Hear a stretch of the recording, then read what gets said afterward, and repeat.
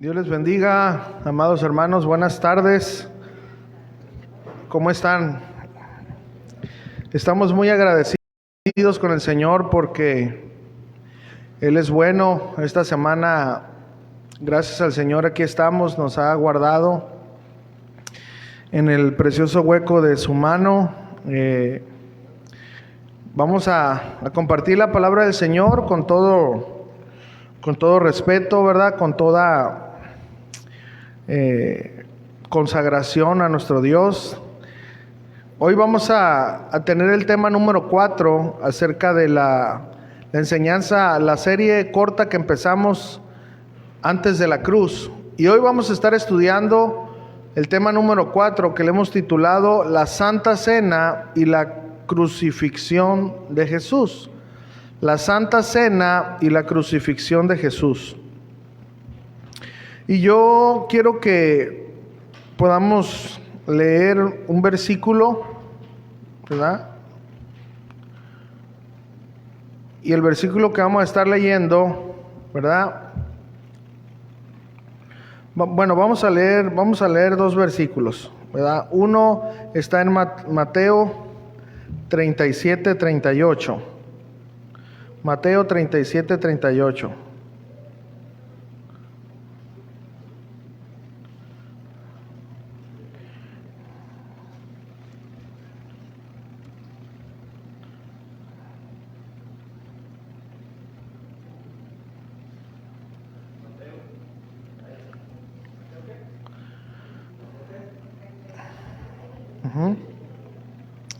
Y Mateo 26:29. Mateo 26:29 y Mateo 27:38.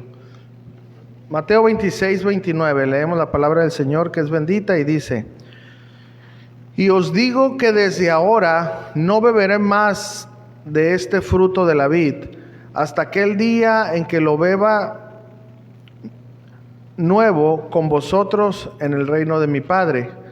Mateo 27:38 dice: Entonces crucificaron con él a dos ladrones, uno a la derecha y otro a la izquierda.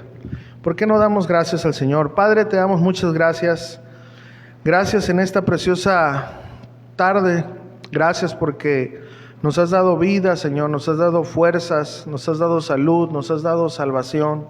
Gracias, Padre, porque tú eres bueno.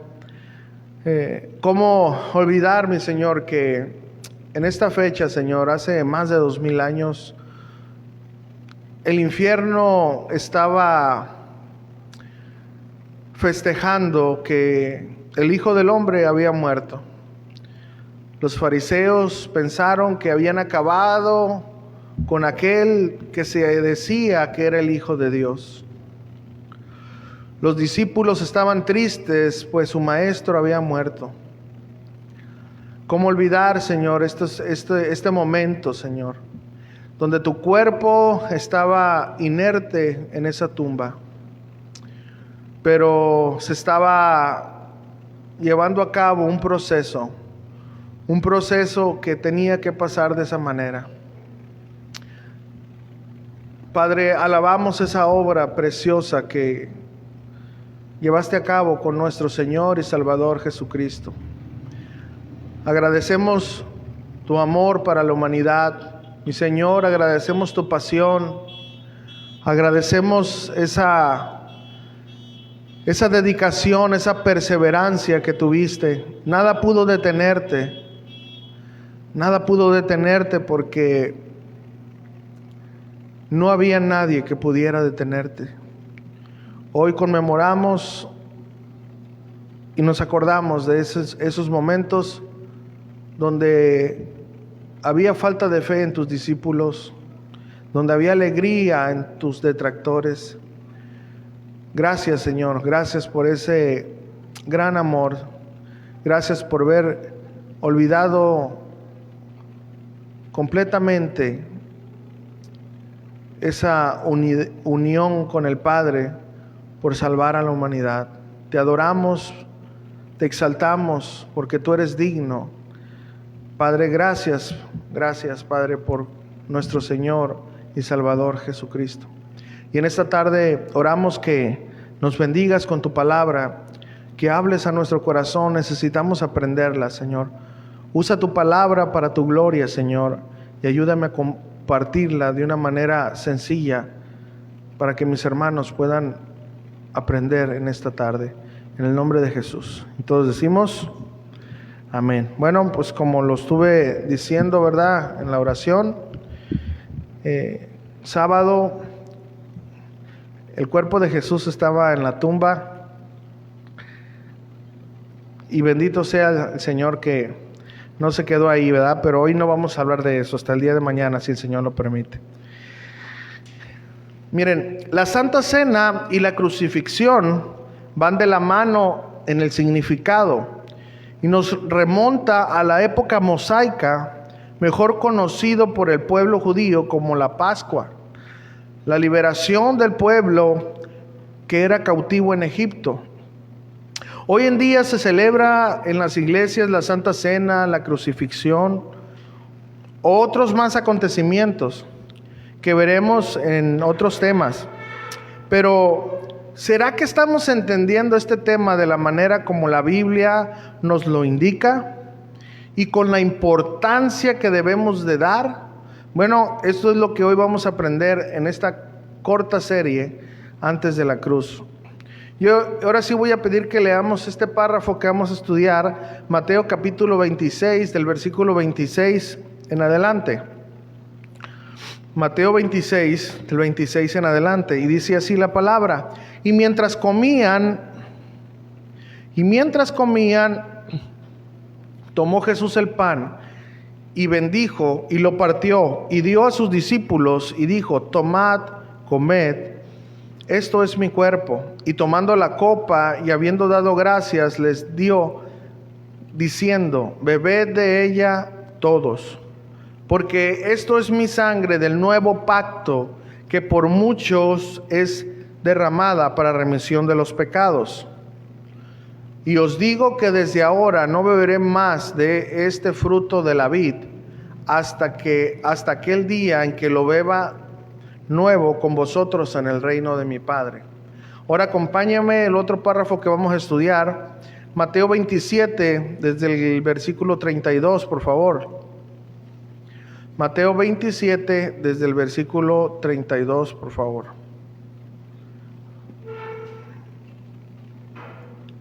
Dice así: cuando salían, hallaron a un hombre de Cirene que se llamaba Simón. A este obligaron a que llevase la cruz. Y cuando llegaron a un lugar llamado Gólgota, que significa lugar de la calavera, le dieron a beber vinagre mezclado con hiel. Pero después de haberlo probado, no quiso beberlo. Cuando le hubieron crucificado, repartieron entre sí sus vestidos, echando suertes para que se cumpliese lo dicho por el profeta: partieron entre sí mis vestidos, y sobre mi ropa echaron suertes. Y sentados le guardaban allí, y pusieron sobre su cabeza su causa escrita: este es Jesús, el Rey de los Judíos. Entonces crucificaron con él a dos ladrones, uno a la derecha y otro a la izquierda. Y los que pasaban injuriaban meneando la cabeza y diciendo: tú que derribas el templo y en 3 días lo reedificas, sálvate a ti mismo si eres el Hijo de Dios. Desciende de la cruz. De esta manera también los principales sacerdotes, encarneciéndole con los escribas y los fariseos y los ancianos, decían: a otro salvó, a sí mismo no se puede salvar. Si es el Rey de Israel, descienda ahora de la cruz y creeremos en él.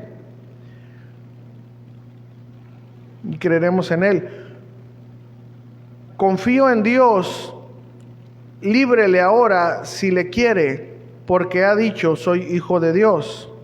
Lo mismo le injuriaban también los ladrones que estaban crucificados con él. Bueno, hemos seleccionado algunas de las enseñanzas. En esta corta serie, pues son solamente 6 enseñanzas, no podemos hablar de todo. Y no es que las que nosotros seleccionamos son las más importantes, todo es importante, pero dirigidos por el Señor, así lo hicimos, ¿no? Miren, Jesús habló muchas cosas antes de de la Santa Cena, de mucha importancia, ¿verdad? Pero bueno, debido a las fechas, nos es imposible hablar de todas ellas, pero si personalmente quieres enriquecer tu estudio, te recomiendo que leas Mateo desde el capítulo 22, ¿verdad? Hasta llegar aquí al capítulo 27, ¿verdad? Para que veas todas las grandes enseñanzas que nos dejó nuestro Maestro, nuestro Señor y nuestro Salvador Jesús. Y todos esos acontecimientos llegan a este tema que hoy veremos acerca de la Santa Cena y la crucifixión. Vamos a ver primero lo que es la Santa Cena y después vamos a ver la crucifixión.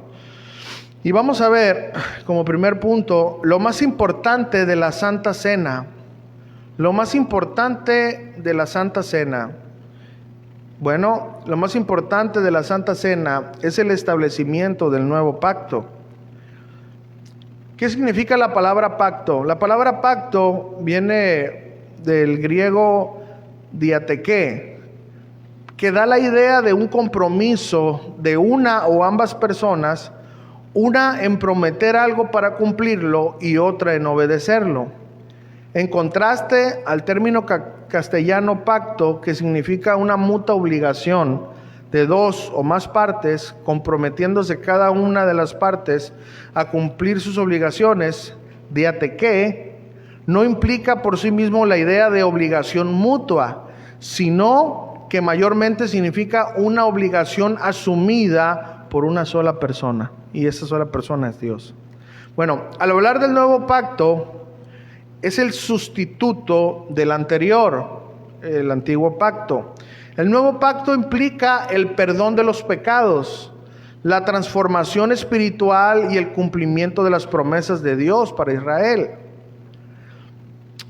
La última cena, todas las iglesias participamos de ella, unas más seguido que otras, ¿verdad? Otras no tanto, pero en verdad sabemos el significado que hay en ella. ¿En verdad lo sabemos? Sabemos el significado antiguo y el cumplimiento del antiguo pacto. ¿Lo sabemos? Porque esto es para darle entrada al nuevo pacto. ¿Qué hay en el nuevo pacto? Pues es lo que vamos a aprender para que cada que participemos de este sacramento, decir, no, me iban a tirar tomates, no, de este ordenamiento bíblico, lo hagamos con conocimiento y no solo por participar, ¿ok? Miren, la última cena representa la festividad de la Pascua que se celebró por primera vez cuando Dios iba a mandar a Egipto la plaga número 10 para que Israel fuera libre. Ellos, en ese tiempo Dios estableció que fuera de esa manera, que mataran a un cordero sin mancha. Fíjense, la celebración de la Pascua fue antes de la liberación. Es muy importante esto. Dios entonces, hablando a Moisés y Moisés al pueblo, les ordenó que mataran a un animal conforme a las familias que habían ahí, ¿verdad? Sin defecto. Y este se comía con pan sin levadura. Usaban la sangre de este animal sin defecto para ponerla en los marcos o dinteles, como quieras llamar, de sus puertas, porque Dios iba a herir al primogénito, escuchen, de todos los egipcios, de todo lo que tenían los egipcios. Pero si algún israelita no cumplía con esto, también serían muertos. Esta era la celebración de la libertad. Es muy importante que esta festividad se llevó a cabo, ¿verdad? Una vez más, póngame atención en esto, antes de que fueran libres. Antes de que fueran libres. Dándonos así a entender, ¿verdad? Nuestra vida que es por fe, por creer las palabras de Dios. Todo esto viene, por cuestión de tiempo no lo puedo hacer, pero todo esto viene en Éxodo capítulo 12, desde el versículo 1 al versículo 21. ¿Ok? Éxodo 12 del versículo 1 al 21. Es muy importante entonces entender que Jesús, escuchen esto, celebró la Pascua con sus discípulos. Fíjense, antes de que el primogénito de Dios fuera muerto por la ira de Dios. Bueno, antes de eso ya se estaba celebrando la libertad perpetua y el perdón de los pecados de los hombres. Entonces, en Mateo capítulo 26, versículo 29, Jesús se presenta como ese cordero sin defecto que iba a ser sacrificado para la liberación perpetua y el establecimiento de un nuevo pacto. ¿Y cuál era ese pacto? El perdón de los pecados. El pacto mosaico no era perdón de pecados, era liberación. También el pacto mosaico se le dio cuando Jehová promete la tierra prometida al pueblo, y Moisés, que es tipo de Jesús en el Antiguo Testamento, hace esto. Éxodo capítulo 24, versículo 8. Ahora sí, acompáñame a leer Éxodo capítulo 24, versículo 8. Les pido si me pueden regalar poquita agua. Éxodo 24, 8 dice: entonces Moisés tomó la sangre y roció sobre el pueblo y dijo: he aquí la sangre del pacto que Jehová ha hecho con vosotros sobre todas estas cosas. ¿Verdad? En Mateo capítulo 26, versículo 26, dice así: y mientras comían, tomó Jesús el pan y lo bendijo, y lo partió y dio a sus discípulos, y dijo: tomad, comed, este es mi cuerpo. Y tomando la copa y habiendo dado gracias, les dio, diciendo: bebed de ella todos, porque esto es mi sangre del nuevo pacto, que por muchos es derramada para remisión de los pecados. Y os digo que desde ahora no beberé más este fruto de la vid hasta aquel día en que lo beba nuevo con vosotros en el reino de mi Padre. Miren, también el pacto mosaico se dio cuando Jehová promete la tierra prometida, ¿no? A lo que leímos hace rato, al pueblo, y Moisés, ¿verdad? Tipo de Jesús, esparció esa sangre, lo que leímos en Éxodo capítulo 24, versículo 8, ¿verdad? Entonces, este nuevo pacto, ¿verdad?, estaba profetizado por Jeremías. Acompáñame a Jeremías capítulo 31. Este nuevo pacto estaba profetizado.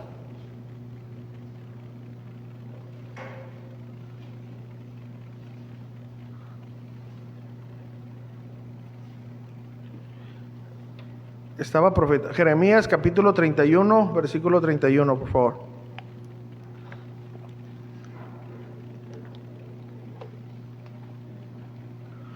Vamos a ver este nuevo pacto. Miren. Dice: he aquí vienen días, dice Jehová, en los cuales, ¿qué? Haré nuevo pacto con la casa de Israel y con la casa de Judá. Sigamos leyendo. No como el pacto que hice con sus padres el día que tomé su mano para sacarlos de la tierra de Egipto. Más claro ni el agua, ¿verdad? Dice: porque ellos invalidaron mi pacto, aunque fui yo un marido para ellos, dice Jehová.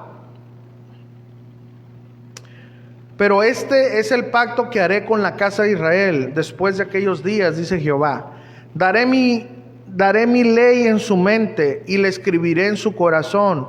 Y yo seré a ellos por Dios y ellos me serán por pueblo. Y no enseñará más ninguno a su prójimo, ni ninguno a su hermano, diciendo: conoce a Jehová, porque todos me conocerán, desde el más pequeño de ellos hasta el más grande, dice Jehová, porque perdonaré la maldad. Ahí se dan cuenta el nuevo pacto: perdonar pecados. Perdonaré la maldad de ellos y no me acordaré más de su pecado. Ahora, ¿qué dice del nuevo pacto en el Nuevo Testamento? Ok, acompáñenme a Hebreos capítulo 9.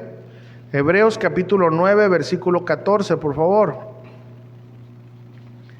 Hebreos capítulo 9, versículo 14, por favor.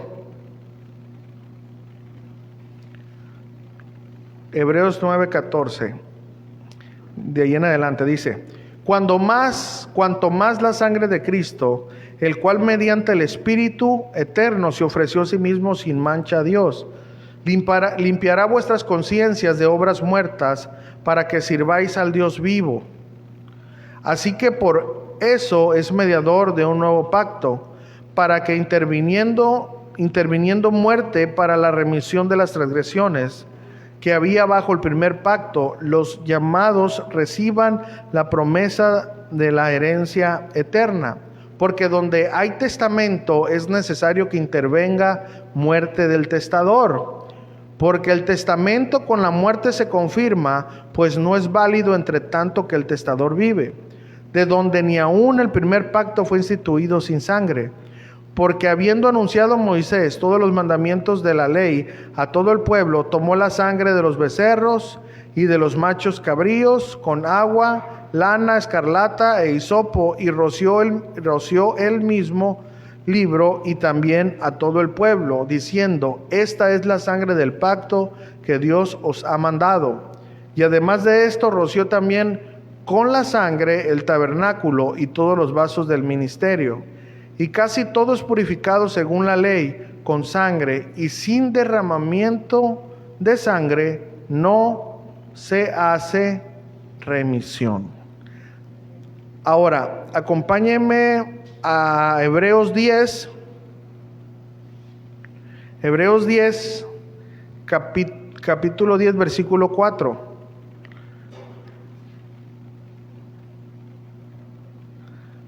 ¿Ok? 10:4 dice: porque la sangre de los toros y los machos cabríos no puede quitar los pecados. ¿Se dan cuenta? Eso era en el antiguo pacto. ¿Ok? Por lo cual, entrando en el mundo, dice: sacrificio y ofrenda no quisiste, mas me preparaste cuerpo. Holocausto y expiaciones por el pecado no te agradaron.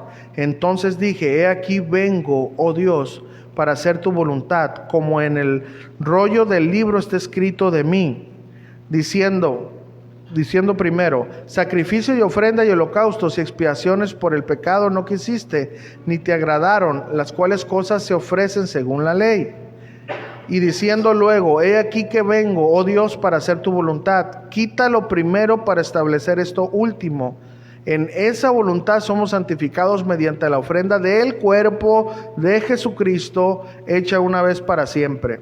Y ciertamente todo sacerdote está día tras día ministrando y ofreciendo muchas veces los mismos sacrificios que nunca pueden quitar los pecados. Pero Cristo, habiendo ofrecido una vez para siempre un solo sacrificio por los pecados, se ha sentado a la diestra de Dios.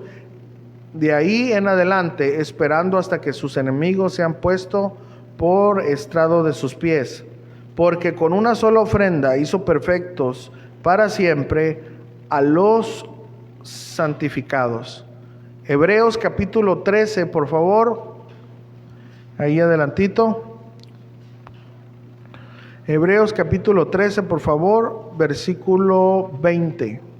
Hebreos 13, 20. ¿Ok? Dice así: y el Dios de paz, que resucitó de los muertos a nuestro Señor Jesucristo, el gran pastor de las ovejas, por la sangre del pacto eterno. Entonces podemos resumir que Jesús celebró la cena de la Pascua con sus discípulos, representando la liberación perpetua del pecado. Algo nuevo para todo el pueblo. Jesús, ¿verdad?, representó ese cordero sin mancha que iba a ser ofrecido para perdón de los pecados. La sangre de Jesús fue puesta en recipientes, así como Moisés, para que cualquiera que la tome y la ponga en el dintel de su corazón, es decir, crea en Jesús y se arrepienta de sus pecados y venga a Jesús, esa sangre será rociada en aquel que crea. Este nuevo pacto cambia las tablas, escuchen, cambia las tablas de la ley por el corazón. Por eso dijo Jeremías: y escribiré mi ley en su corazón. ¿Ok? Por el corazón de las personas. Es decir, La ley de Dios estará en nuestros corazones y no en unas tablas. Ese es el significado y lo tenemos que entender. Pero ahora, ¿cómo debemos de celebrar la Santa Cena? Ya entendiendo lo que significa. Primera de Corintios, capítulo 11, versículo 23, por favor. Primera de Corintios, capítulo 11, versículo 23.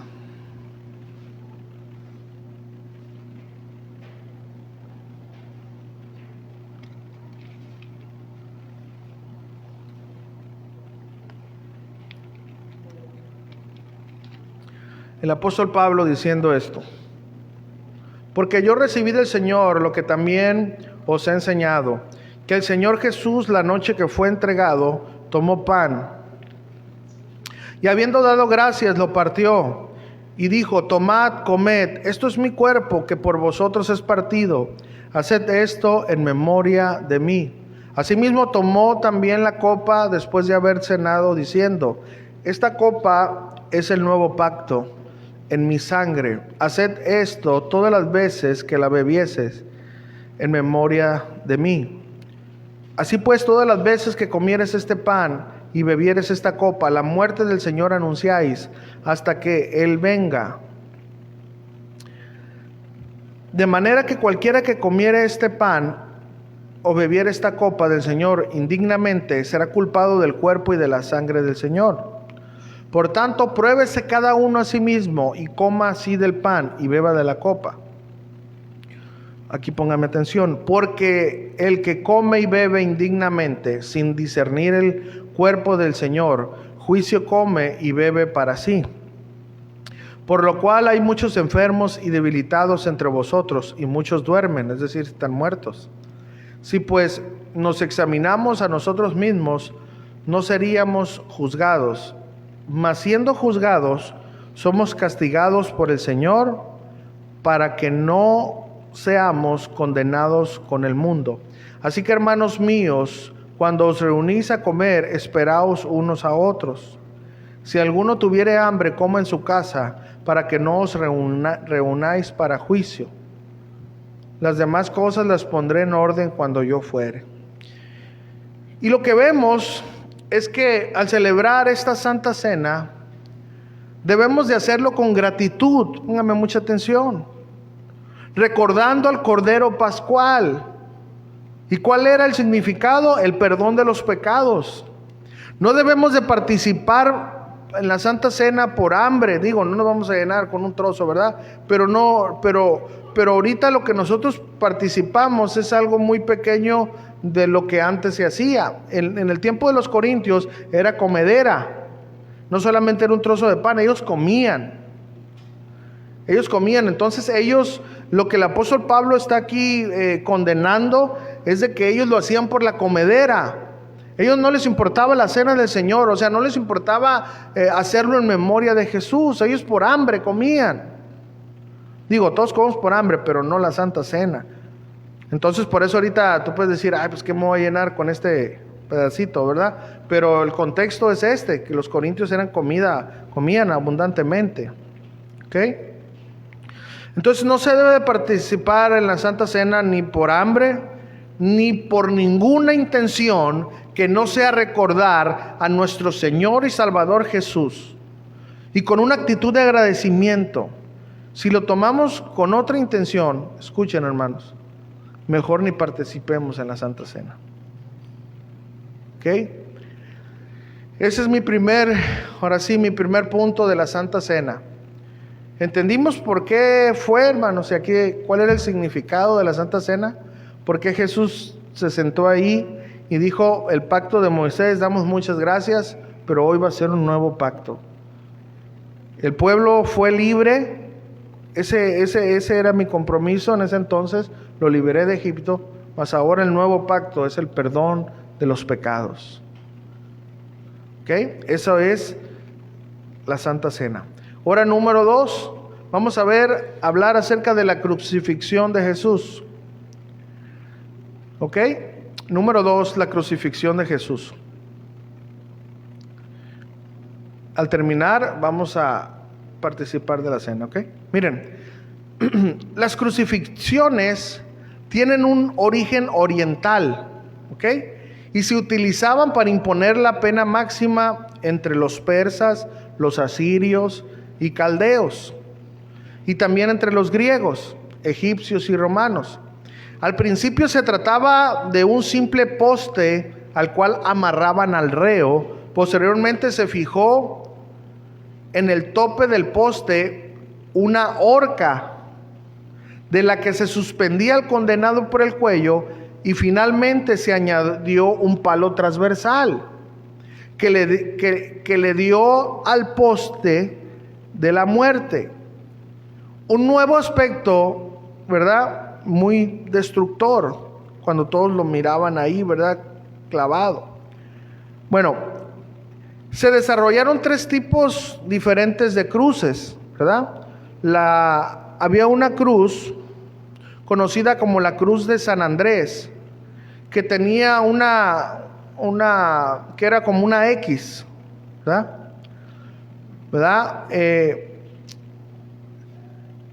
Había otra cruz que le llamaban la cruz de San Antonio, que se parecía a una T. Y finalmente, ¿verdad?, la cruz inmisa, que es la tradicionalmente identificada como la cruz latina, que representa su forma más tradicional de Roma. Las crucifixiones eran formas públicas de escarmiento a las comunidades. Los reos no solo sufrían los dolores físicos de las torturas y las humillaciones, sino que los llevaban a morir a la vista de la comunidad y sus visitantes, cerca de las puertas de la ciudad o en lugares prominentes, para transformar el acto individual en una enseñanza para todos. El proceso de ejecución tenía varias partes. En primer lugar, luego de la sentencia a muerte, había un periodo de tortura intensa y continua, el cual comenzaba con la flagelación, o sea, los golpes, ¿no? Los golpes, latigazos. Esa parte del proceso tenía la finalidad de destruir anímica y físicamente al condenado. La flagelación era el primer golpe en todo proceso de ejecución impuesta por el Imperio Romano. Se desnudaba la parte superior del cuerpo de la víctima, lo sujetaban a un poste, ¿verdad?, con la espada encorvada, y comenzaban los azotes de manera continua y sin misericordia. El instrumento usual para la flagelación era un tipo de látigo o azote corto, conocido en latín como el fragum o flagellum, que tenía varias cuerdas o correas de cuero, y al final de las cuerdas se le ataban pequeñas bolas de hierro, ¿verdad?, o trocitos de hueso de ovejas. Cuando los soldados azotaban repentinamente y con fuerza la espalda de sus víctimas, las bolas de hierro causaban heridas profundas, y las cuerdas de cuero con los huesos de oveja, escuchen esto, desgarraban profundamente la piel y cortaban hasta los músculos. La tortura producía bastante pérdida de sangre.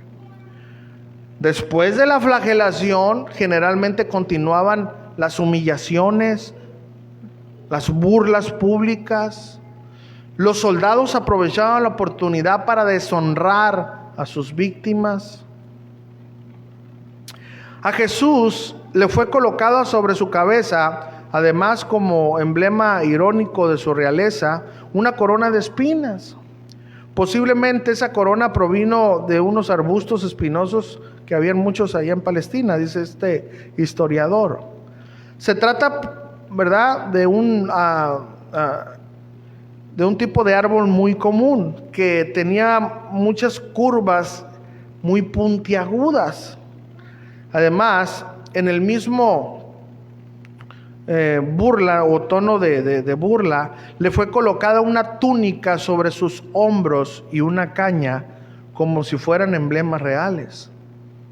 A la flagelación le seguía un desfile público hacia el lugar de la ejecución, en el cual el reo, escuchen, llevaba el palo transversal de la cruz conocido en latín como patibulum. Nosotros hemos visto las películas, ¿no? Y miramos que es la cruz y todo eso. Y según los historiadores no es posible. Ahora esto no invalida que, ay, si no cargó la cruz. No. Era parte de la cruz, o sea, no pierde sentido, ¿ok? Pero era solamente un palo transversal, pero finalmente el otro palo estaba ya enterrado. Entonces, finalmente, en el palo se subía, ¿verdad?, al reo. Entonces, miren, generalmente los brazos del reo estaban amarrados al palo transversal de la cruz. Cuando llegaban al lugar preciso de la crucifixión, literalmente se levantaba el reo, ¿verdad?, y se ponía en el otro palo transversal sobre el poste que ya estaba fijo, ¿verdad? Entonces se clavaban los pies, las manos, las muñecas o antebrazos del reo, no solo para fijar con fuerza, escuchen, al reo, ¿verdad?, sino para aumentar el dolor del reo agonizante, para iniciar el proceso final de su muerte. Porque al tener dificultad para respirar, aumentaba la presión y tensión en todo su cuerpo.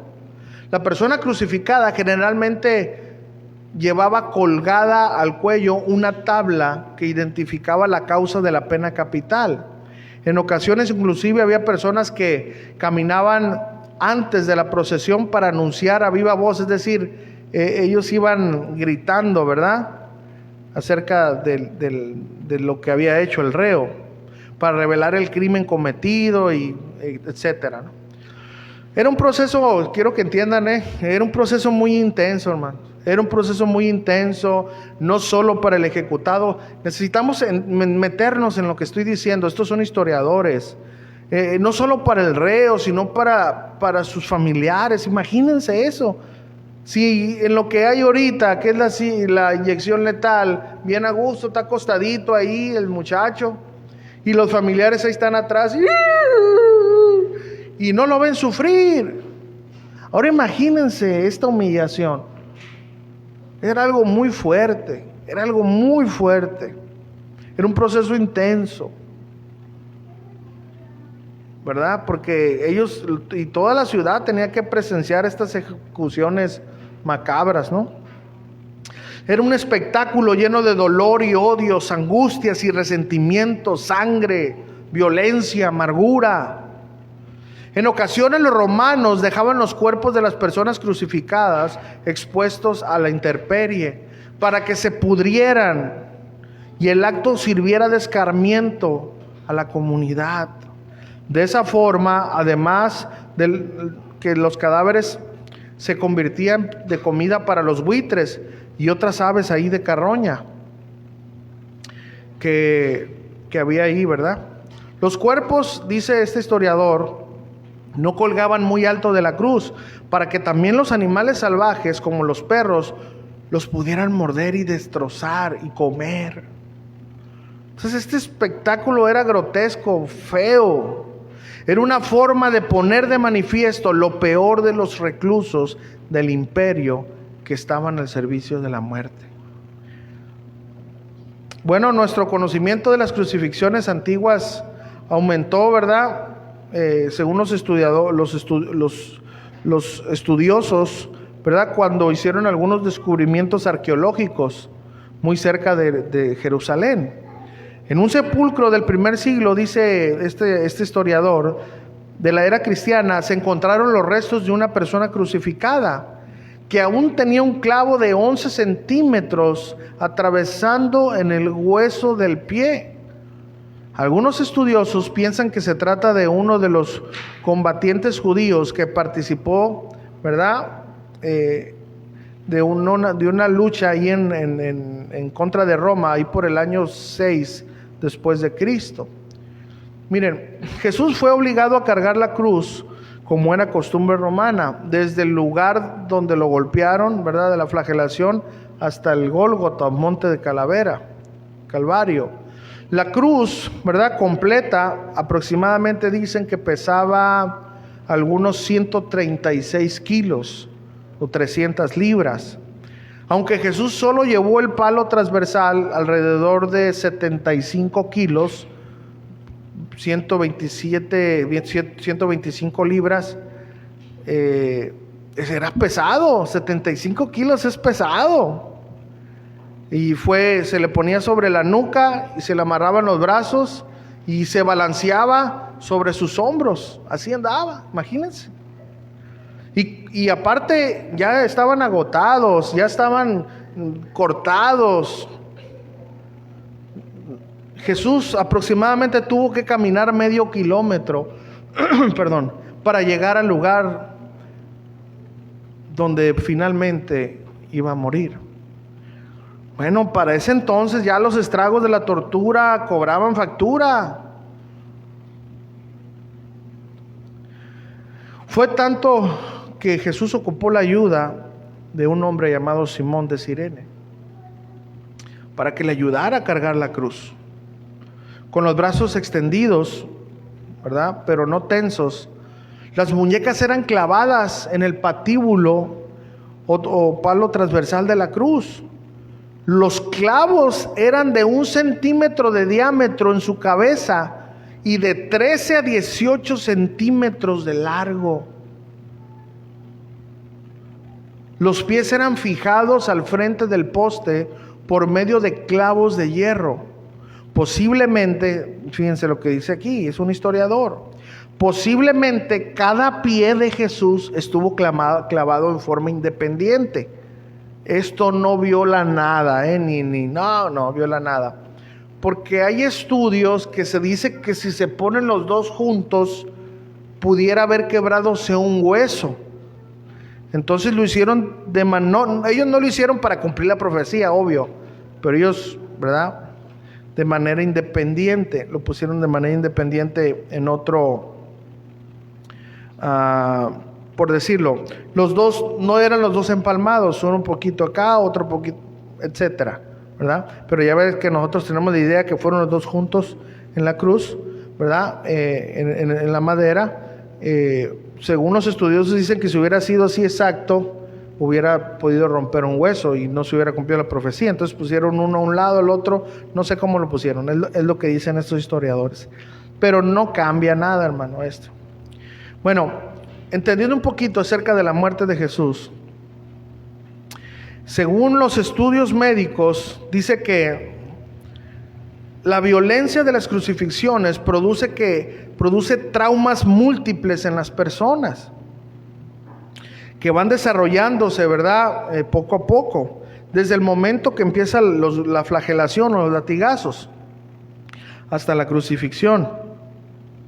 Además tenemos que entender, ¿verdad?, que el efecto inmediato de la crucifixión en el cuerpo, aparte del dolor intenso en los brazos, en las piernas, era la seria interrupción de los procesos normales de respiración, ¿verdad? Particularmente el problema era en la exhalación. El peso del cuerpo con los brazos y los hombros extendidos hacía que los músculos de la respiración se mantuvieran estáticos en el estado de inhalación y por consiguiente afectaba los procesos de exhalación. Para poder respirar, Jesús tenía que apoyarse en sus pies, tratar de flexionar sus brazos y después dejarse desplomar para que la exhalación se produjera. ¿Se imaginan ustedes? ¿Se imaginan lo fuerte que fue? Ese proceso, sin embargo, producía una serie intensa de dolores en todo el cuerpo, además de los calambres continuos debido al cansancio muscular, pues afectaba aún más la respiración. Dicen los estudiosos que posiblemente la muerte de Jesús fue por asfixia. Es algo bien horrible. ¿Cuántos les ha pasado que a veces no pueden respirar por algo? A ver, levante la mano aquí. ¿Cómo sienten? Ahora imagínense todo el sufrimiento que ya había pasado Jesús. Miren, como Jesús murió solo, sin que sus discípulos le acompañaran forma ahí adecuada. Además de haber sido rechazado abiertamente por los líderes religiosos de su tiempo, Dios mismo manifestó su poder sobre la tierra para testificar que quien había muerto en el Gólgota era una figura ejemplar y extraordinaria, no era cualquier persona. Según los evangelios, cuando Jesús moría en la cruz, ¿saben qué pasó? La naturaleza misma se conmovió y el cosmos se estremeció, la tierra se cubrió de tinieblas como a las 3 de la tarde. El sol estaba muy fuerte en esa época, era imposible. Podría haber pasado una nube, pero que se pusiera en tinieblas. El sol se oscureció y el velo del templo se rasgó. Este velo era aproximadamente de 9 pies, más o menos. Era un velo que estaba colgado. Y es muy importante notar que la Biblia dice que el velo fue rasgado de arriba hacia abajo. Es decir, Dios dijo, no hay intervención de hombre. Como si Dios mismo hubiera hecho esto, para demostrar que de ahí en adelante había acceso, que ya no iban a haber más sacerdotes, ni más sacrificios, porque el sacrificio máximo se había cumplido.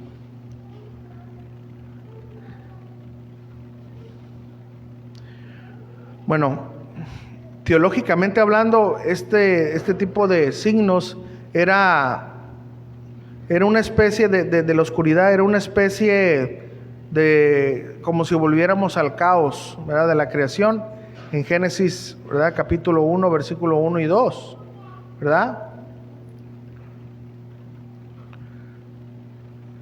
¿Se acuerdan que en el principio, ¿verdad?, había un desorden y las tinieblas estaban sobre la faz, ¿verdad? Entonces,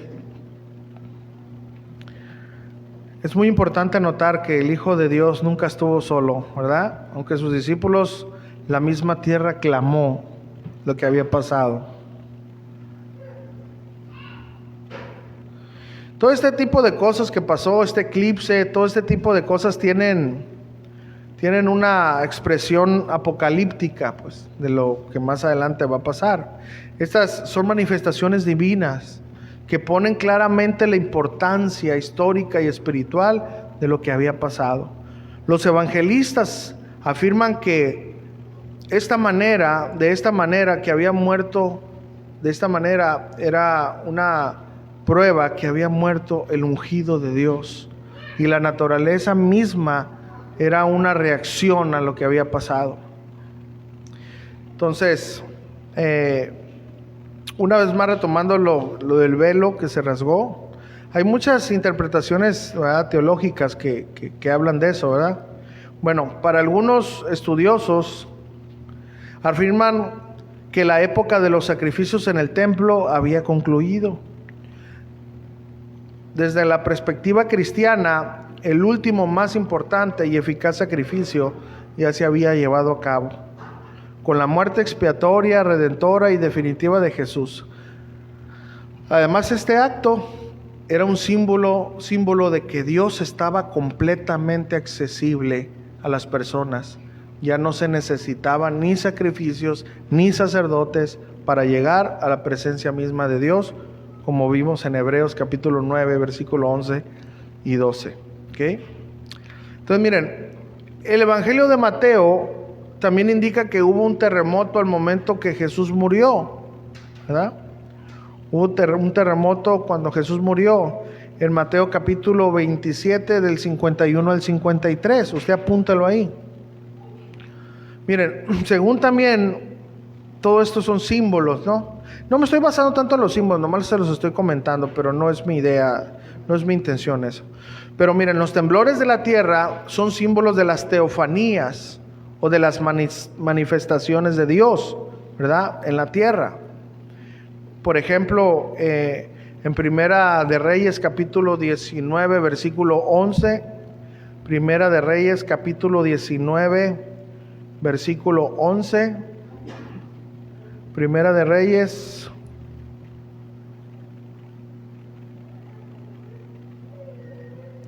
diecinueve, 11.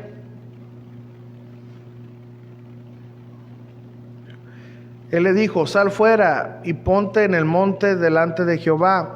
Y he aquí Jehová que pasaba, y un grande y poderoso viento que rompía los montes y quebraba las peñas delante de Jehová. Pero Jehová no estaba en el viento, y tras el viento un terremoto, pero Jehová no estaba en el terremoto. Entonces,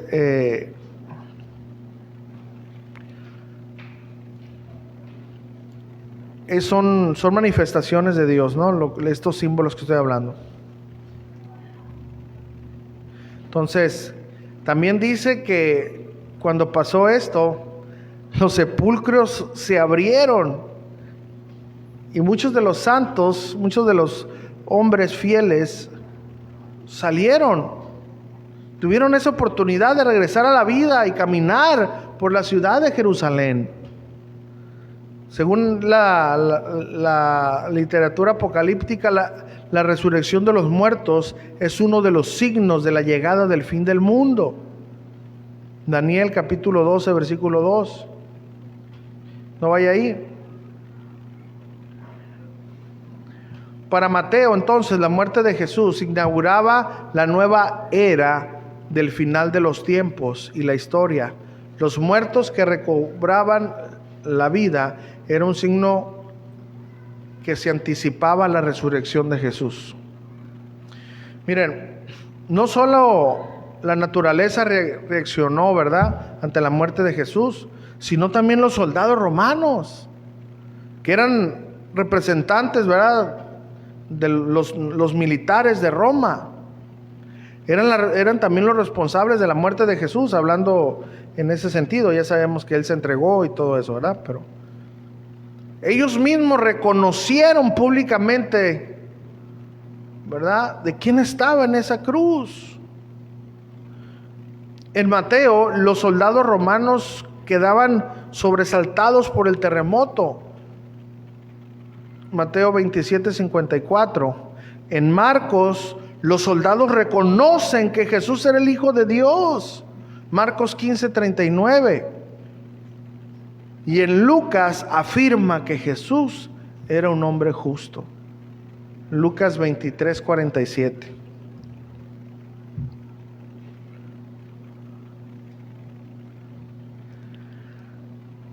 Entonces, todo esto, y los estudiosos dicen que según la fecha exacta de Jesús, sería el viernes 7 de abril del año 30 después de Cristo. El viernes 7 de abril. Miren, hay mucha riqueza en el sacrificio de Jesús, pero nosotros nos centramos en el propósito y cómo vimos en el punto anterior, para que Dios liberara al pueblo. La sangre debía de estar en los dinteles de las puertas. Esto representa que un cordero y sin defecto tenía que morir. Bueno, este es Jesús, quien así como en aquel entonces los primogénitos debían de morir para que el pueblo fuera libre. En este caso, el primogénito, el eterno, el Hijo de Dios, tenía que morir para que los pecados de los hombres fueran perdonados. El sacrificio estaba efectuado. El Cordero de Dios había sido sacrificado por la humanidad. Dos ladrones entran en la escena para una vez más dejar una lección. Jesús aprovechó todo, hermanos, y Jesús no dejó pasar esta lección. Así como la muerte de los primogénitos, los dos ladrones representan, escuchen esto, uno al egipcio y otro al pueblo de Dios, que aún después de morir el primogénito, el pueblo de Dios salió, y los egipcios se negaron a creer en Dios hasta que fueron muertos en el mar. Sí dejaron ir al pueblo. Pero ¿se acuerdan qué pasó después? Los persiguieron y murieron en el mar. Así representa al egipcio. Aunque estaba en esa situación, no quiso reconocer que Jesús era el Hijo de Dios y murió en su terquedad. Pero también así fueron representados los fariseos. Escuchen, que ni viendo al Hijo de Dios que había cumplido con las profecías, aún así se negaron a creer en Él.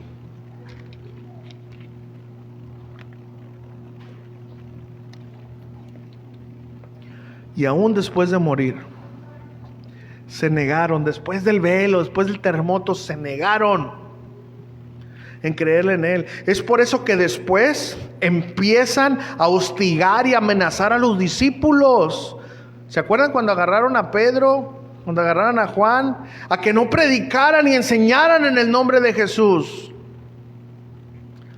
Los dos ladrones pues representan a los que no creen y a los que merecíamos morir y nos arrepentimos de pecar.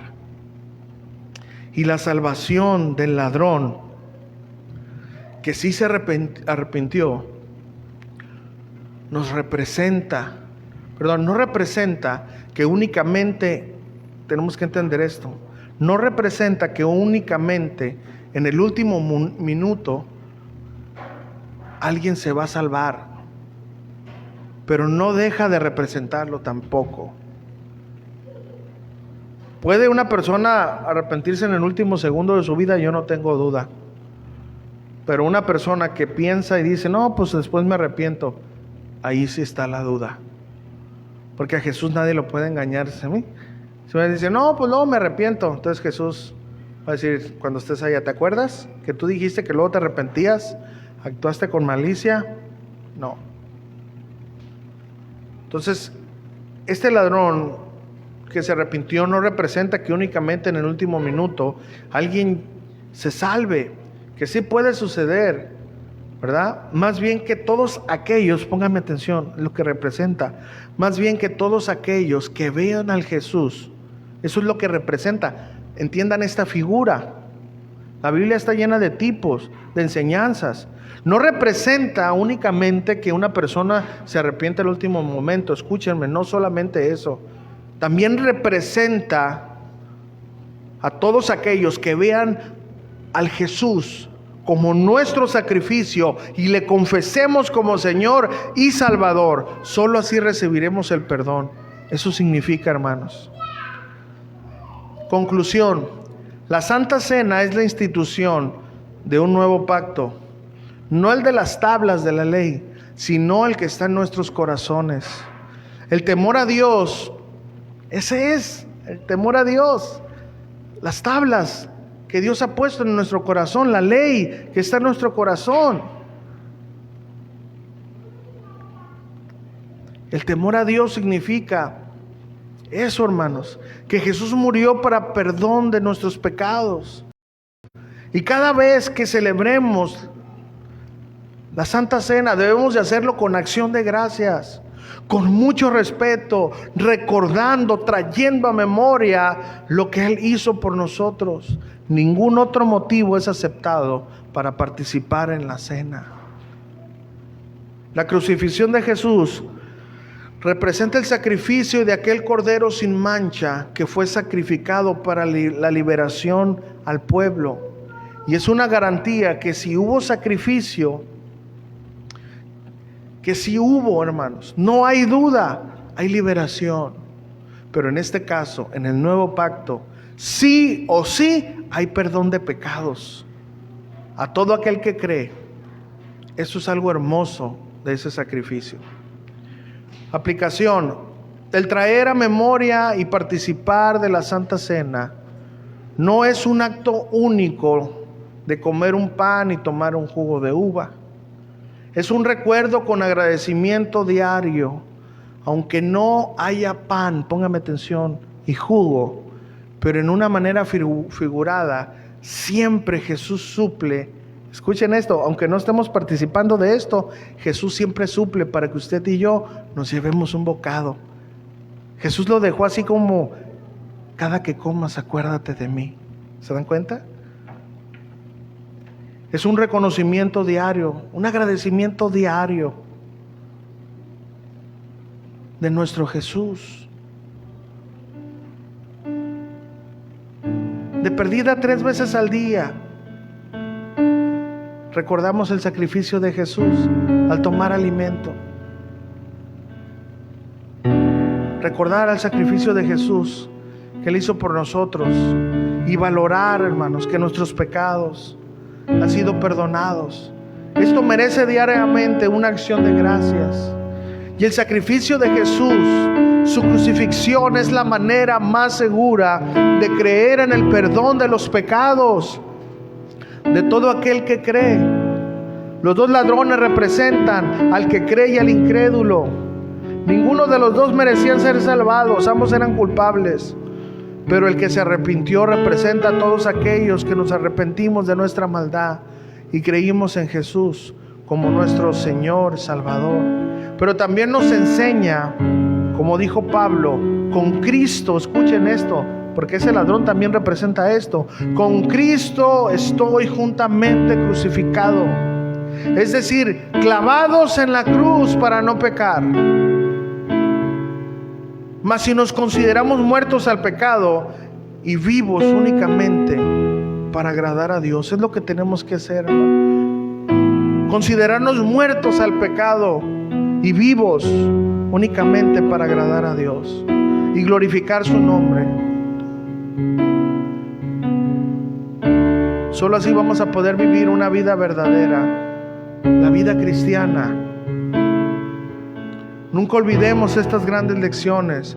Recordar al Señor diariamente con una actitud de agradecimiento porque se sacrificó por nosotros. Y ser esos ladrones clavados únicamente para mirar a Jesús, para obedecer a Jesús y para servir a Jesús. Hermanos, la obediencia y la gratitud es la mejor manera de demostrar que entendemos la Santa Cena y la crucifixión de Jesús. Obedecer a Jesús, hermanos, y vivir agradecidos es la mejor manera en la cual nosotros podemos decir: hemos entendido la Santa Cena y hemos entendido la crucifixión. Vamos a participar ahorita de la Santa Cena, hermanos. Pero antes de participar de la Santa Cena, yo quiero que demos gracias al Señor. Quiero que recordemos verdaderamente, aún todavía, quiero que demos gracias por lo que Él hizo. Y sé que todos los que estamos aquí somos indignos. Unos a lo mejor andan practicando el pecado más fuerte en sus vidas y se sienten peor. Pero todos, hermanos, somos indignos porque no merecíamos el amor de Dios. Pero escúchame esto, hermanos. Debemos de glorificar a Dios porque a pesar de que lo que nosotros somos, Él entregó su vida por nosotros. Nunca llegarás a ser tan bueno como para que digas: no, pues con razón moriste por mí. Jamás. Lo mejor que tú y yo podamos hacer son como trapos de inmundicia delante de sus ojos. Aun cuando terminemos la carrera viviendo en fe, solamente podemos llamarnos siervos inútiles, porque hicimos todo aquello que Él nos ha mandado hacer. Escuchen, ahorita ni siquiera nos podemos llamar siervos inútiles. Somos aspirantes a siervos inútiles. Para que la gloria siempre sea para Dios, nosotros solamente somos unos vasos de barro. La grandeza está en el interior del vaso, que es su palabra, su evangelio, su obra. Yo quiero que adoremos al Señor, hermanos, un momento.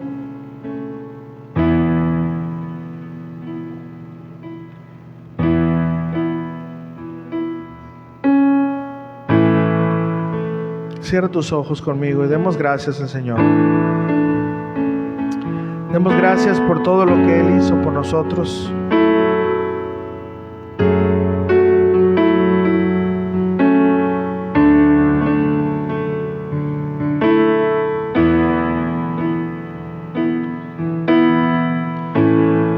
Demos gracias por su amor, hermanos, por su misericordia.